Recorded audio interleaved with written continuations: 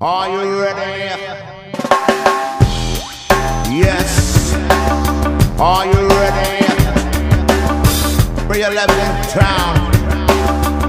Renegade. Hi, I'm Michael Homula, and thanks for hanging out with us here at Pulling the Cork. Today on PTC TV, we're in the second part of our series on how to taste and talk wine. In our first part of our series, we talked about the purpose behind a tasting note. Today, we're going to talk about what you see and how to see it. We're not only going to provide you with some helpful hints around these things, we're also going to show you some techniques that help. So let's get into it. There are 4 things that you need to think about when you see a wine and how you see it. Those things are clarity, color, intensity, and legs. And we're not talking about those kinds of legs, so get your mind out of the gutter. Let's start first with clarity. Most wines should be clear. Any signs of haziness or murkiness in the wine when it's in the glass is usually the sign of a flaw or a spoiled wine. Now, this changes a little bit when you start talking about red wines. In red wine, you need to be aware of this thing called sediment. It's not necessarily a flaw, nor does it mean that the wine is spoiled. Sediment is the material from the winemaking process that settles into a bottle of red wine after it has aged. Because sediment takes a little while to form, most young red wines won't, and probably shouldn't, have sediment. In older red wines, sediment can be pretty normal. In order to rid your wine of sediment, decanting, which we talked about here on PTC recently, is usually the best way to solve for that. The second part of what we see in a wine is the wine's color. A wine's color is largely determined in both red and white wines by the grape varietal. White wines can be green, straw, amber, or gold in color. A young white wine's color should be more pale and more light in terms of what it looks like rather than darker. And it may also have a bit of a greenish tinge to it.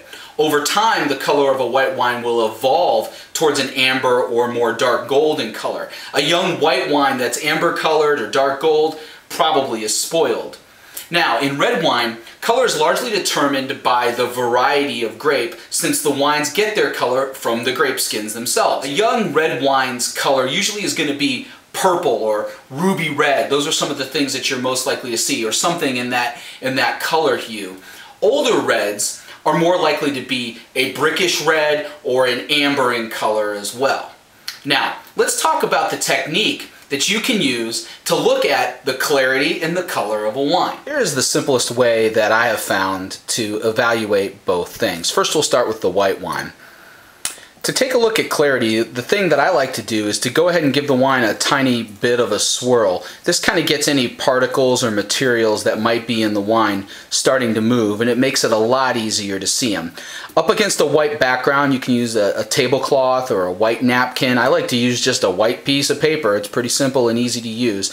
What you want to do is take the glass and tilt it at about a 45-degree angle away from you, and take a good look through the wine to see if you see any particles moving. In this particular wine, this is a Sauvignon Blanc, by the way, we don't see any particles moving, so that wine would be declared to be what I would call clear or brilliant. All right, for red wine, what we're going to do is we're going to do something similar, because we want to get any particles that might be in that moving as well. And we're going to start off by kind of holding it up against the background and taking a look to see if there's any particles in that wine. Now, this wine is pretty dense and dark, which we're going to talk about in just a minute. So I don't see any particles moving in that. I would declare that wine to be clear. When we start talking about color, as we talked about before, white wines, especially young white wines, should be more straw in color with maybe a hint of green. We're going to use the exact same technique. We're going to tilt the wine at a 45-degree angle away from us using a white background, and we're going to kind of analyze the color. I'm definitely going to call it straw in color, and it's got a tiny bit of green on the edges of this.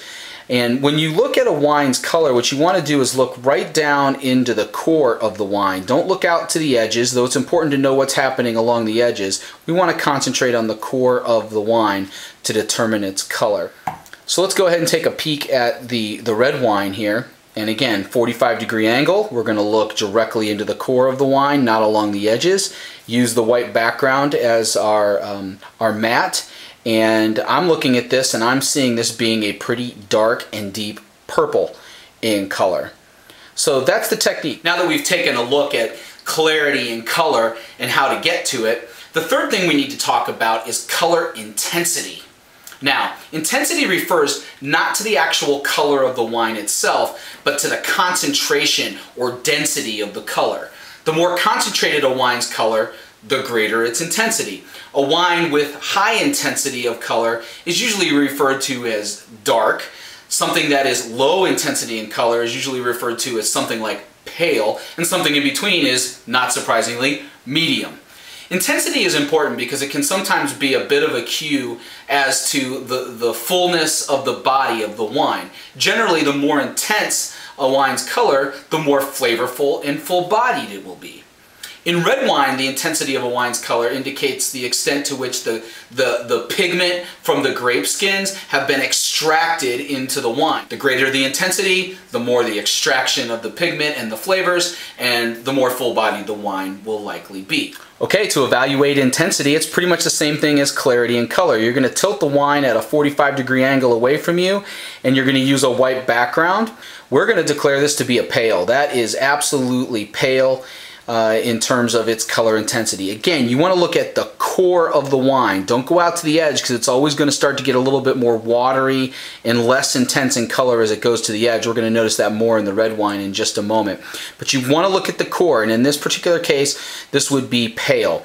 So we've already determined it's kind of straw with a little bit of green, and it's pale. So on my tasting note, that's what I'm going to write down. Straw, a little bit of green, and it's pale in its color intensity. That's what I'm writing down on my tasting note. Now let's move over to the red wine. Tilt it at a 45-degree angle, use the white background, and I'm going to look directly into the core of the wine. Notice on the red, as you get out to the edges, it starts to get a little bit more bright red or more ruby, but the core is a dark purple, and I would call that an intense dark purple. So going back to what we talked about with clarity and color earlier, this would be a clear red wine.